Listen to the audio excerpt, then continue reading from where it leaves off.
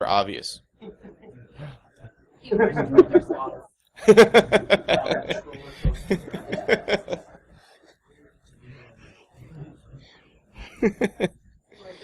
Oh, yeah, dude. Now you give me the giggles. Okay, you're good to go, and I have to enable. Yeah.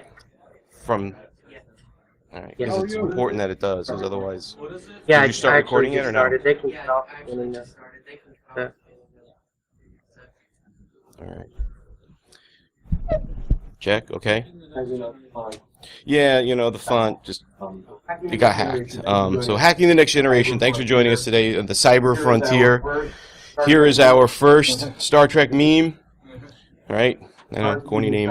And sorry for using Cyber Riker. I'm sure you're not too happy about it, but life goes on. And that is the last Star Trek meme pun in this presentation. So my generation remembers when technology was complex and it had certain kinds of basic skills, right, Frank? You're part of my generation.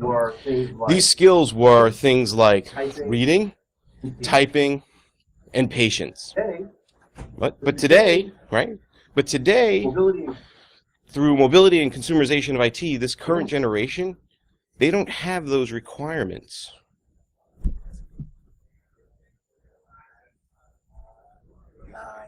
2, okay. And 1, 4, 9, 2. Is it okay to share your password with people? I'm sorry, what'd you say? Yeah. Yeah. Yeah, it's okay to share your passcode with people. So we know better. But he's almost 4 now. So last year when my son was 2, and he really didn't speak that much, and then he had a tablet and he was getting into YouTube and other things that are on there, again, mobility and the ability to just do certain things without needing tech support.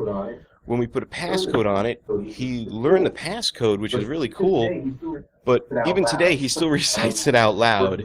We're still working on that. So part of that though is because kids are wired to learn, right? And if it's something that's fun for them, they're going to do it, and they're going to get really good at it. So when I think back to my youth, and Frank is going to troll me again, I used to spend a lot of time reading these tomes that had tables and matrices in them that were pretty complex and pretty dry in order to play Dungeons and Dragons a little better, right?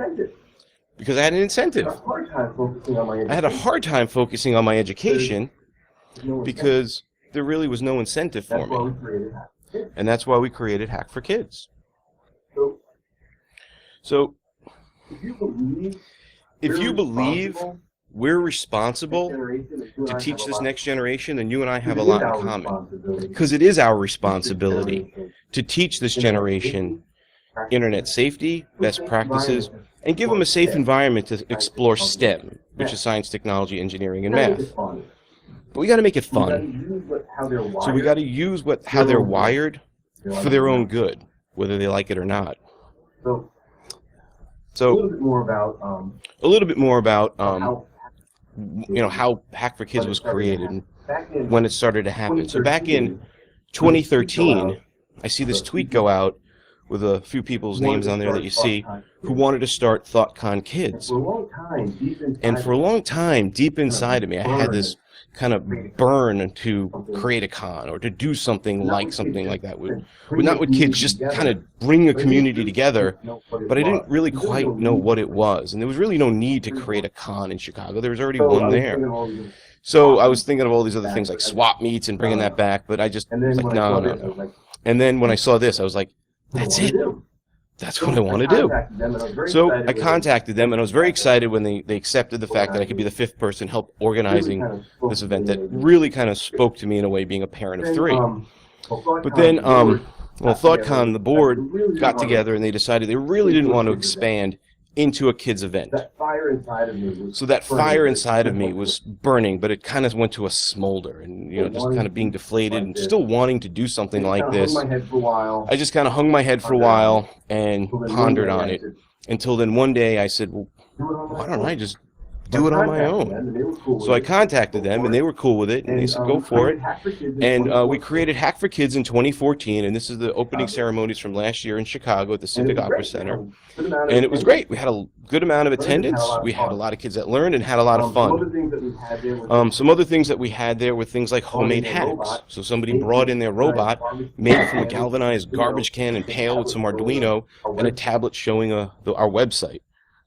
We also were able to get a donation from Elenco, who's the creator of that award-winning Snap Circuits. I'm not obligated by contract to say that. I say it because it's true. And the kids had a great time learning electrical engineering. Then this year, one of the things that one of the kids came to me, one of my son's friends, and said, hey, do you think we could do a scavenger hunt this year at Hack for Kids? And I was like, yeah, let me think about it. We'll come up with something.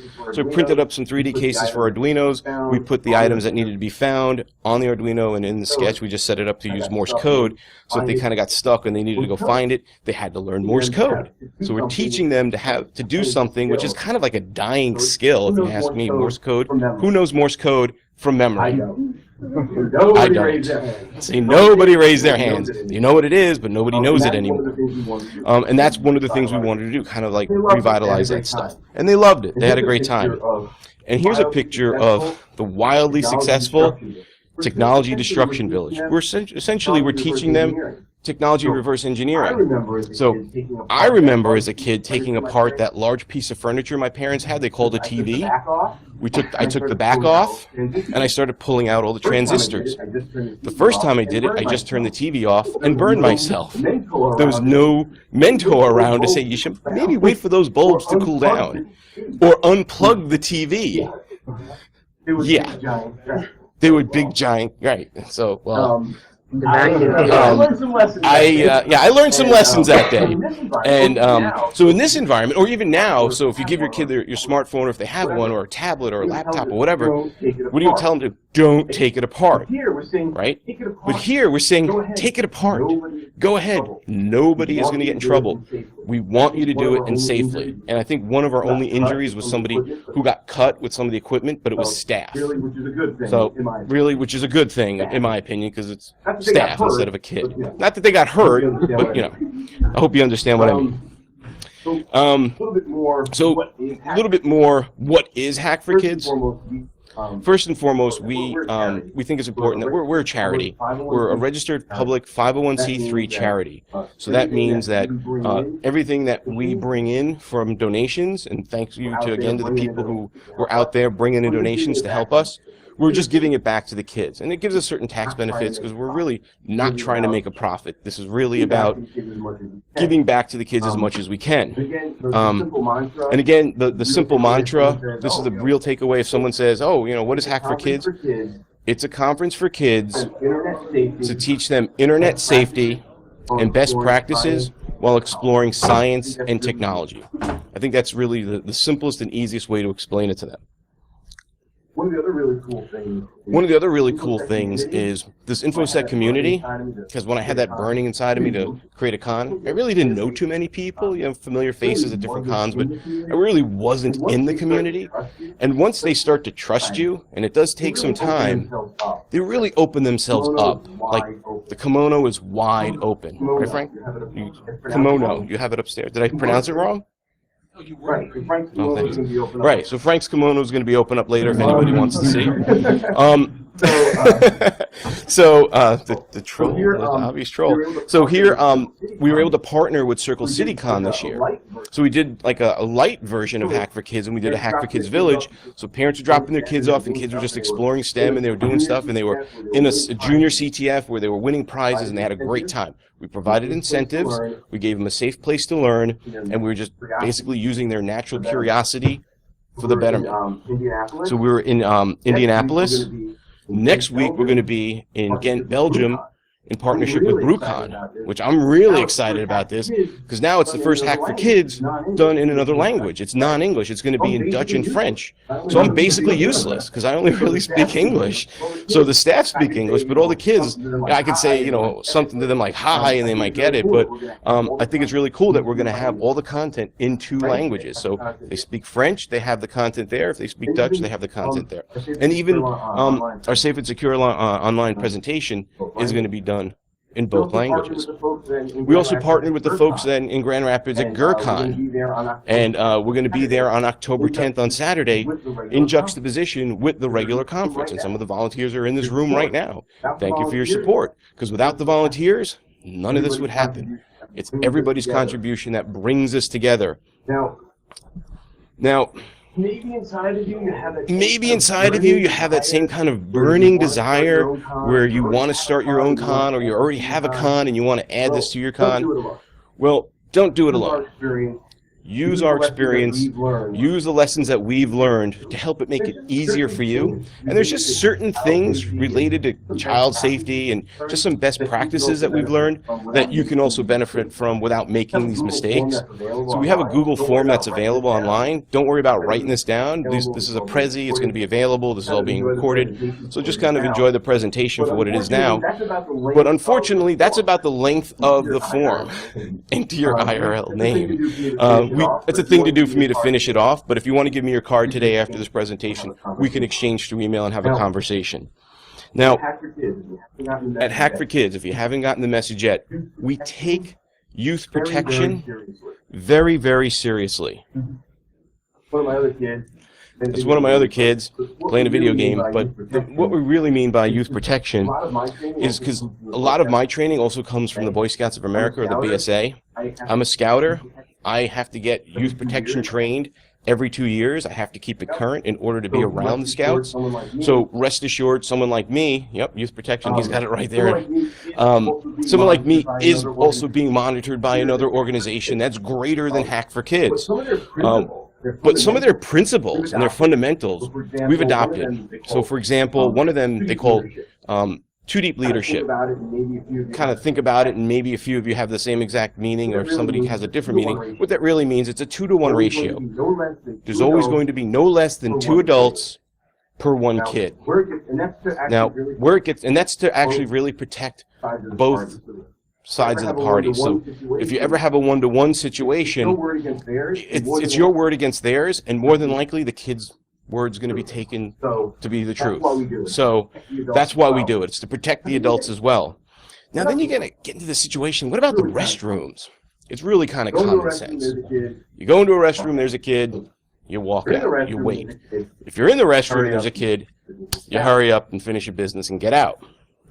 Now, when it comes to volunteers, we're very, very careful about the volunteers as well. You have to be vetted by someone on the board or someone that's on staff in order to become a volunteer for Hack for Kids. So we do have an online form that's always active, but it's not public. We don't want to have to go through and vet every single person. It's really through either someone that knows somebody for like way more than a year, and not just, hey, I see you once a year at DerbyCon, I think you're a pretty good person, I trust you. No, it's not that simple. Or if it's somebody that we don't really have someone involved with the community, if they're doing something with a third-party organization, like just say they're a soccer coach, and that organization every year makes them go through background checks, and they're willing to write a letter to say, yup, we've known Bob for 5 years, and Bob's great around the kids, and Bob's safe. Bob could then potentially be a Hack for Kids volunteer. So this guy may not qualify. When it comes to photography, there's another thing that we have also some strict policies on as well. While we do have staff photographers and parents have phones, we do communicate with the parents in the beginning of the conference that it's really important that if they're taking a picture of their tyro, and I'll explain what that word means shortly, that other kids or other tyros are out of frame, or wait until that, it's just their kid, or just kind of change it, because we don't want anyone to be accused of any situation of doing anything that they did not have any malintent with. And it's very easy these days with social media, correct? So even the staff photographers, they might take frontal photos as well as they're instructed to take more back or side shots so that we can use that in any documents or on our website to kind of show people like, oh, look at all the fun the tyros are having. So in this particular example, nobody knows who this tyro is, probably maybe his friends, siblings, and parents or relatives, right? Nobody knows. I don't even know who this kid is. And he's there busy doing something that looks really cool. He's building a circuit to shoot a propeller off, and then he's got an Arduino in front of him, so he probably did the Morse code too. Sorry? No, never mind. I thought I heard a question. Here's another example. There's a curly-haired tyro. We don't know if that's a boy or a girl. This is a great, perfect example. But there's a parent helping the kid with the project. I know the kid. So moving on to something else. As cool as 3D printing is, this year we decided to do something a little bit fun, and we printed their badges for them. So we sat down, we designed the badge, and it was actually kind of by accident. But then it really worked out, and we gave them the glider symbol is on there, so you can see the dots. But then we created a symbol specifically for them, and it's called the tyro symbol. So tyro means novice or learner, kind of like Padawan, but we didn't want to use that because we might be sued. So we went with tyro, which is a genuine word, and when I was trying to figure out what this symbol could look like, I came across the arrow-looking kind of symbol, which is a Nordic letter meaning strength or warrior, and it's called Tyr, T-Y-R. Well, to finish off the word, added a circle, so there's Tyro, but now, in addition to strength and warrior, the circle represents the unity of the hacker community. Trolls don't laugh. And the hacker's never-ending thirst for knowledge. All right? So I think that's a really cool symbol, and it belongs to the Tyros. It's theirs. Adult badges do not have this. If you're a child or a Tyro speaker, you get this on your speaker badge. It's pretty cool stuff. I get chills talking about it. I get them right now, by the way. And it's upside down, so when you saw the previous view of it, it looked like it was upside down. So this way, when they hold their badge up and they're looking at it, it's upright to them. So it's kind of a secret code, so if an adult's looking at it upside down, they don't know what it is. Little fun. So, why and where hack for kids? So if you've heard of DEF CON Kids, which is now Roots Asylum, great conference. I got the opportunity to go, and I was guided around. I had a tour guide with me. They did not let us wander alone. Good security, good safety for the kids. Great conference, but they're always going to be once a year in Vegas. Hack Kids is based out of San Jose. Another great con, but they're also once a year in San Jose. So what's the common denominator there? West Coast, right? So Hack for Kids is really intent to be global. We're building a global, you could say, name or familiar or brand, whatever you want to call it. I don't really think of it as a brand, but the idea here is to have it available to anyone who wants to do this globally. So we started in Chicago, we went to Indianapolis, we're going to Grand Rapids, and we're going again. So if you want to do something also in your area, let us know. We'll talk to you. Now, I think that slide was mislabeled. So here's some of the content that we do at Hack for Kids. So the presentations, they're all, not all. The idea is to really have youth-based presentations. So someone who's a new speaker or an established speaker or just has a really good idea and they just want to kind of share it, that's what we're about. But we don't have age limits. So regardless if you're 8 to 80, you're welcome to present at Hack for Kids if it's appropriate for that age group. But we do encourage younger speakers because we just feel that generation gap is going to, or the generation bond is going to be a lot stronger.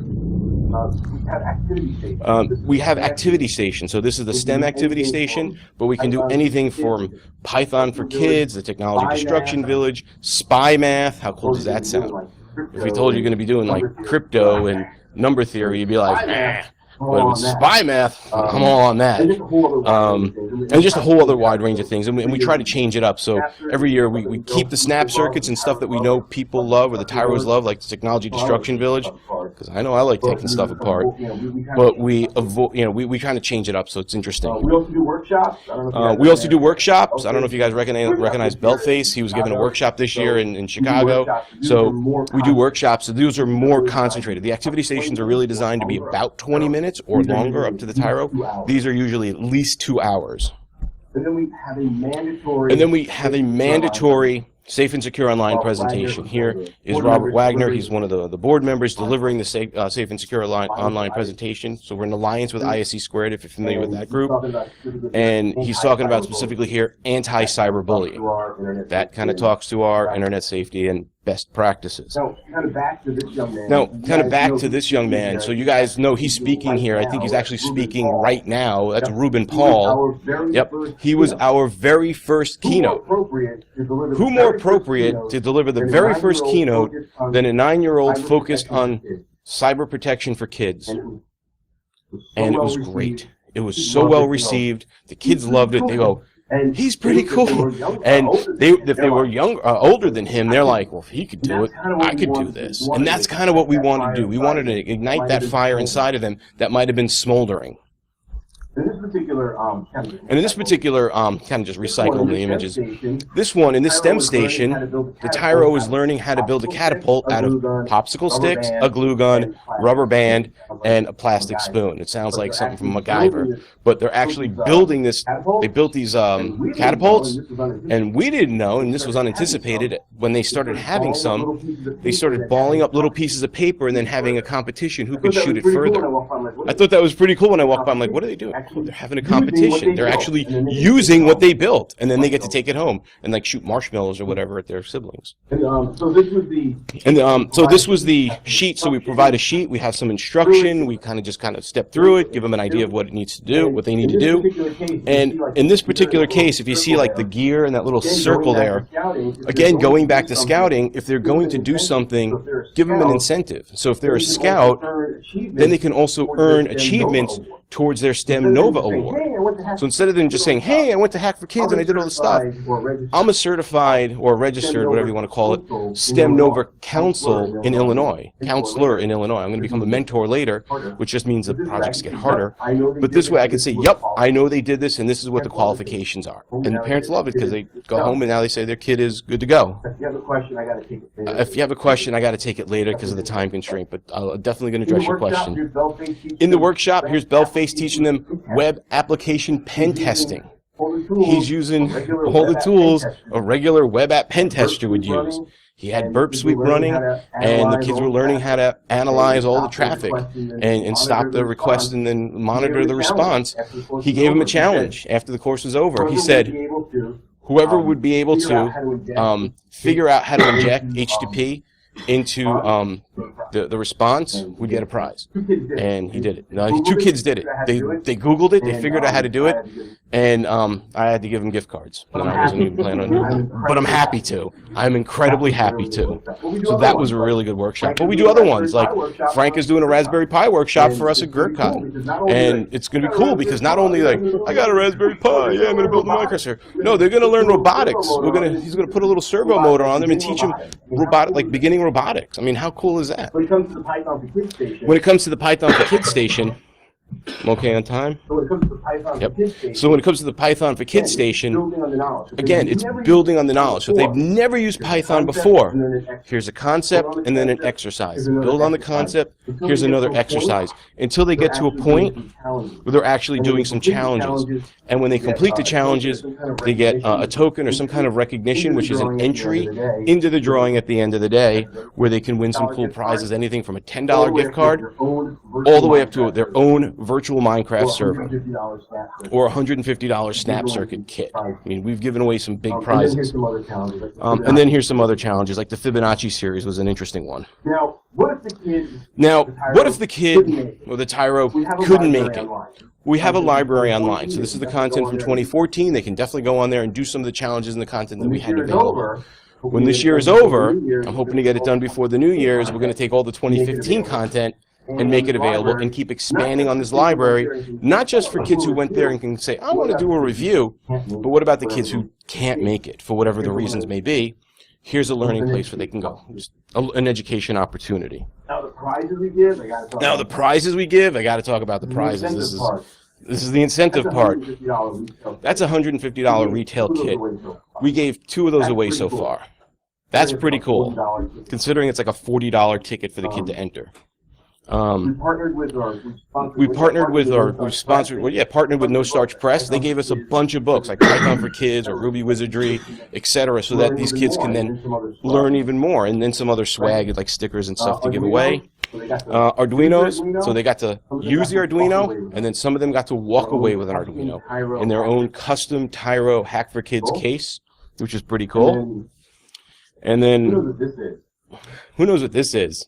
DC Darknet badge. It's the DC Darknet badge. So last year when I went to DEF CON, I was able to bring back a couple of them, and we gave them away at Hack for Kids, and the kids love them. It's a $20 soldering kit project, and one of the kids picked this over the $150 snap circuit kit, and his dad was like, no, no, no, no, no, you want that, we're taking the big money one. And it was kind of cute, but the kid was like, okay, but he got what he really wanted, which was that kit, and the parent was pretty happy because they saved a ton of money. The folks at the DC Darknet project, they're awesome. They gave us several more badges to give away this year and next. So when we go to BrewCon, we're going to have a couple to give away, and at GerCon, we'll have a couple to give away, and even more for next year, which I, again, get chills when I say that because they're awesome. Moving on down the road. All right. So how do we know if Hack for Kids is working or not? Well, it's a hard thing to know. So first you got the Safe and Secure Online presentation, right? What does that mean? How do we know if there's feedback? Well, you don't unless somebody tells you a story that, yeah, this worked and got me out of a cyberbullying situation, but we don't know. But it's hard. I mean, we're trying to figure that out. Surveys is another way. The challenge with surveys is sometimes people fill them out quickly, and the data is wrong. For example, the first item there was how many Hack for Kids attended. I asked my 9-year-old. He gave me an answer that I was expecting. I asked my wife, and this is not to malign my wife in case she watches this, but she gave me a different answer because she read it differently. So that's a challenge. If you do surveys, you got to test it on different people in different age groups. People are just putting in number 4. I'm like, why is number 4? It's circle 1. They thought that meant 4 kids that were there. I was not expecting that. And then there's just a series of ways. So make it easy for them. Give them something to circle. Another problem with that, some of the kids went to one workshop and you're only allowed to go to one, but they circled an answer for both. How do you normalize that? How do you normalize that? So here's some of the stats that put together here. And we're almost done. So this year, we had 53 participants, which was about 20% growth from last year. Last year we had 40 kids registered, but actually 38 showed up. This year we had 53 registered, and I think we actually had 53 show up, which is pretty damn good. So you can see the gender breakdown. 39 boys, 14 girls. 36 boys, it was their first time attending, and 12 girls, it was their first time attending. 2 girls, 2 boys, second time attending a Hack for Kids. 1 kid has gone to all 3 because I'm related to him. The age range is interesting because this tells us, are we talking to the right audience? Is this appropriate for teenagers? We had a really low number of teenagers. Maybe we should do another one that's specific to teenagers, kind of like how Cyber Patriot is. Or, are we just not getting to the high schools soon enough? So stations that based on their popularity, the Technology Destruction Village, most popular, everybody loved it, got a bunch of 5s. Most attended, Lock-Picking Village.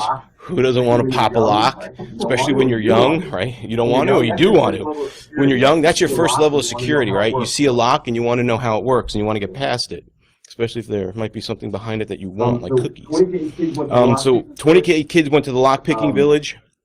12 of them popped the 5-pin. 1 of them popped all the pins before that.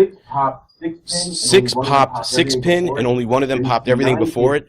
And then you can see 9 kids popped the cuffs, but 1 kid went right to the cuffs, popped the cuffs, and moved on. They never did any of the other locks. Interesting, right? Interesting data. Network security section, there were 9 kids. Of the 9, we had 9 do all exercises, and then there was a hidden file challenge. And of those, we had 7 of 9. Sorry, bad Star Trek. Do that. Python for Kids, 10 kids showed up. Out of 10, out of the 10, all did the first 3 exercises. 2 were only able to finish the second challenge, the Fibonacci series. None of them got. Maybe it's not the right audience. Spy Map, the crypto, 7 of 8 did it. 2 actually provided proofs. We did not ask for proofs, but 2 did it. That's pretty interesting. Technology Destruction Village, 14 kids went there. 5 of them identified all the components, but like all of them knew what a capacitor was. Again, more interesting data. Here are some comments. People had a really good time, good data, good feedback. Here's the wrap up. If you want to do your own Hack for Kids, talk to me in the hallway. We can discuss this further. If you have any questions about attending one, talk to me in the hallway. Here is our social media, at Hack for Kids, at D Schwartzberg, and thank you Mobile Iron. I'm a Mobile Iron employee. They sponsored me to be here, so this is obviously not a product pitch, but I do want to thank them. And again, this is Hacking the Next Generation, the Cyber Frontier. I'm Dave Schwartzberg, and thank you very much for your time today.